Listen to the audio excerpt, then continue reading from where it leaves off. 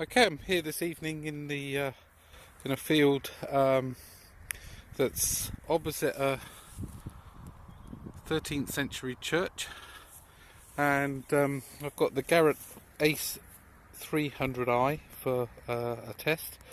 I'm trying it in tonight in the zero discrimination mode. So you hear literally everything, every signal that's under the coil. Iron gives a grunt noise, good signals. There's a medium tone and a high tone. You hear literally every piece of iron that's in the ground, which on some sites would drive you absolutely crazy, but it gives you an idea, an indication of which areas of the field have had activity in the past. So it is actually a good mode.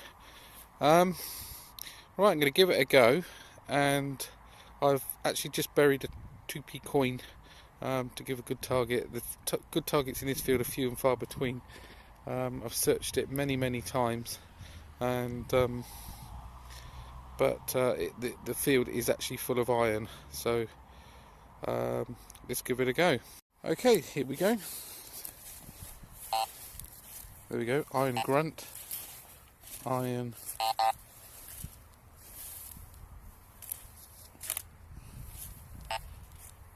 and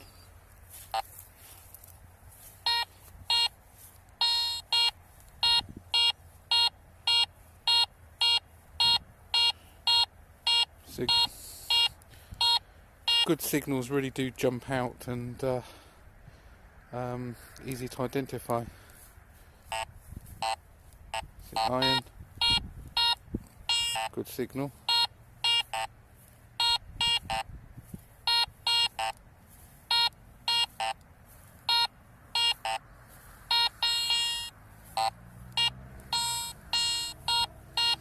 Okay, dig that. That is, I don't think that's actually the 2p buried, so I'm going to dig that signal and see what we got.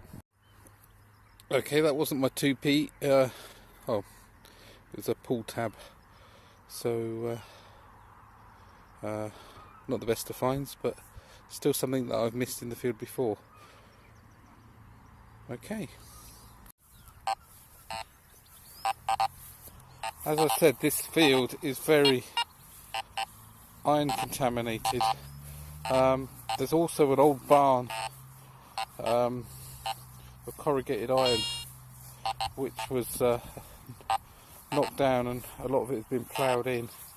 Now this mode, although it gives you the maximum depth, sometimes this noise would drive you absolutely crazy, depending on the side. I mean, this field is an absolute extreme, and it's a tough test for any of my detectors. The only ones that have worked brilliantly in here has been the Tesoro, because that's got superb iron rejection. Now, a lot of the numbers, if you look at that, come in at 0, 1. These are little tiny flecks of iron. One of the ways that you can get the benefits of this mode, but make it a little bit quieter, is just knock out that first section, number 10. It's 1 to 10. Now this, if you listen now,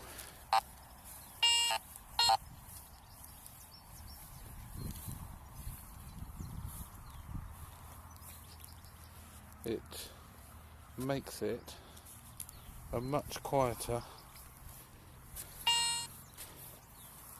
search.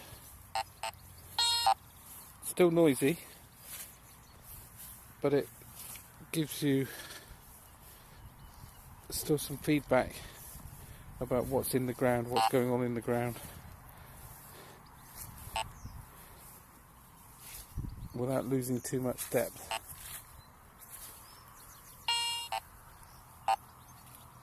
Now your other alternative is to change modes down to relic. Now if you look at that, that's knocking out the first 3 bars, and that will make that a much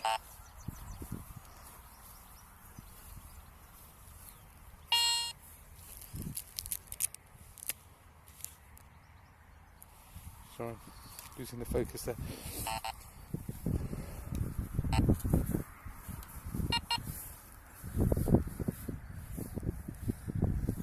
Much quieter search. You'll notice you're getting the occasional good signal. This is the end of the sweep. This is where the detector doesn't quite get a good enough signal. It's not sure. When you go back over it, it's iron. Sometimes that's a bit irritating, but at least you don't miss a signal.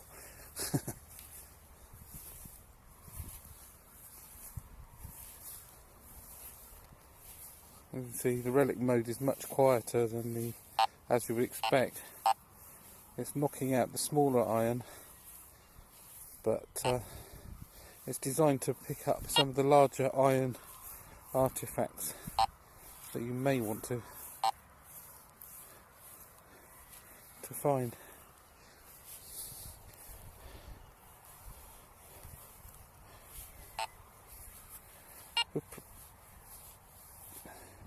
In the good old days, when discrimination wasn't as good, we used to find things like foot patterns, Victorian foot patterns. I used to go on the bottom of the shoe to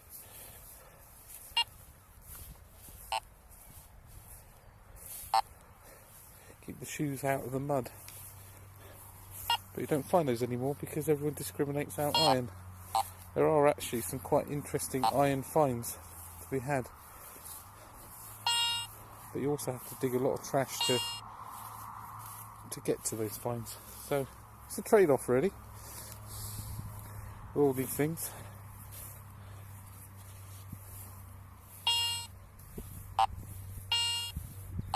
Okay, see you at the next find.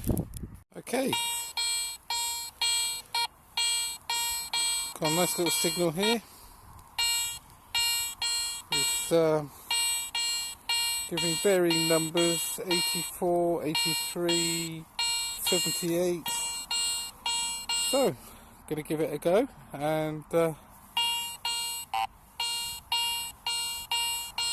see what we've got. Well, I've got a cracking find. Really pleased with this. It's only the second one I've ever found.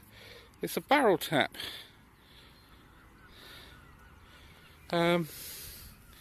It was, the tip of it was right at the bottom of the hole there. So I give a really good signal. You can see the markings on there where it was hammered into the barrel. And there's the holes. It's obviously full of soil now. The little holes there, you can just see on the end, there's 3 or 4, well several actually, 3 or 4, and then there's some all down the shaft of the, that went into the barrel. Would have been some sort of tap mechanism at the top, and there's the spout. Really chuffed with that. It's a lovely find. Don't know how I've missed that in this field. I've been up and down this section many times, and really chuffed with that. Just shows that a field is never really searched out. Okay, I'll keep going. Okay, a little bit further on.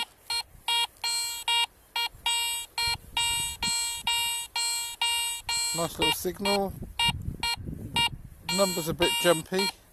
Jumping from around, was averaging around about 55, 62, with the occasional lower lower number, so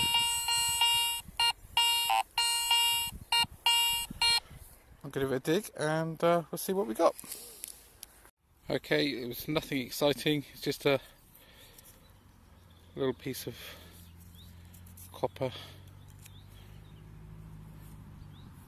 little bit of sheet metal, falls over, it's snapped, don't know what it's from, some sort of, anyway, it's a non-ferrous target out of a field that's so-called been done to death. Okay, I'll keep going and see how it goes. Okay, 2 paces on.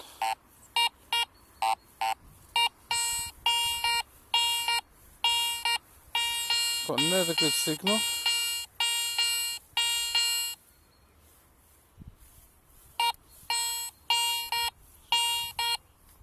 It's a bit jumpy, going around the 65 to 70, the occasional lower number, and there's also a little bit of iron next to it at the other end of the sweep.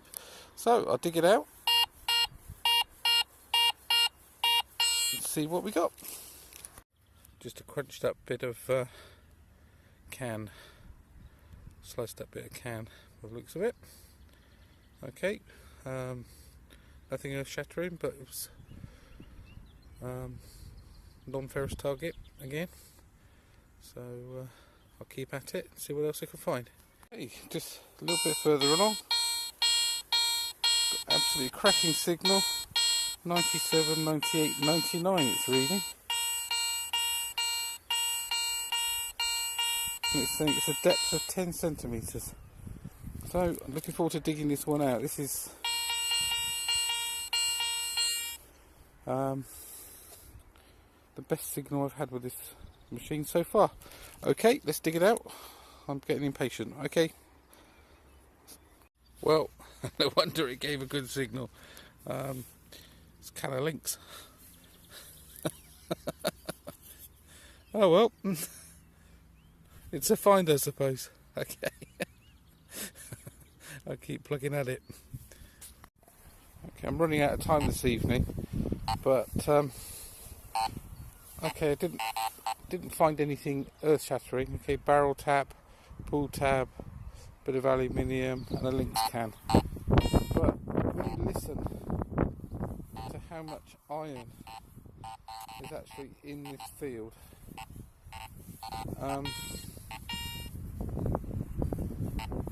I think this Ace 300i has done an amazing job coping with a field like this. This is, as I said, it's a very difficult field. Most detectors struggle in here, and it's done extraordinarily well. So I know this is a beginner's machine, but I think this has got the ability to do very well, and it'll be a machine that you can grow with as your experience grows. Maybe getting bigger coils or whatever to get a little bit more depth. But as you'll see in some air test video that I'm going to do fairly shortly, it does well in an air test. On a Victorian penny, I'm getting about 10 to 12 inches, and which is a good performance, especially for what is essentially an entry-level machine. I really do like the zero discrimination mode with the iron grunt. Yes, on a field like this, the noise gets a lot to deal with, but at least it shows you there is something in the soil and that you're in the right area of the field, an area where there has been some occupation and stuff has happened. So yeah, still early days, but I do like this little machine. Never used a Garrett Ace before.